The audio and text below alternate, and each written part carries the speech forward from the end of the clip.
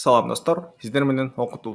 Бүгүнкү сабакта биз дагы бир өтө маанилүү сөз түркүмү этиштер жөнүндө сөз кылабыз. Бардык кыймыл-аракетти билдирген сөздөрдү биз этиш же болбосо verb деп атайбыз.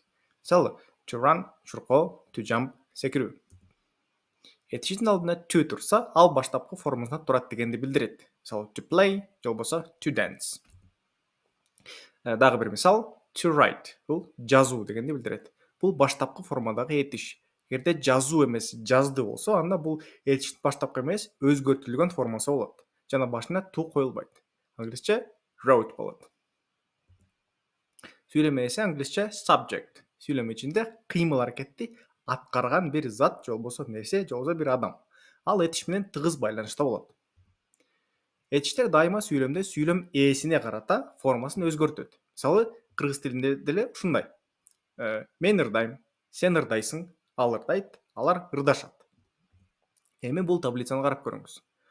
I sing, мен ырдайм. You sing, сен ырдайсың. He, she sings, ал ырдайт. It sings, бул ырдайт. They sing, алар ырдашат. You sing, силер ырдайсыңар. We sing, биз ырдайбыз. Этиштер кыргыз тилиндегидей эле сүйлөмдө чакка жараша дагы өзгөрөт. Мисалы, I dance, I danced, мен бийлейм, мен бийледим. Этиштердин туура формаларын ар бир жакта өзүнчө үйрөнөбүз. Азырынча кийинки сөздөрдү таблицадагыдай кылып, өзгөртүп практика кылып көрүңүз. Сөздөрдүн тизмеси булар. To study, билим алуу, to like, жактыруу, to clean, тазалоо, to eat, тамактануу, to live, жашоо, to sleep, уктоо, to work, иштөө.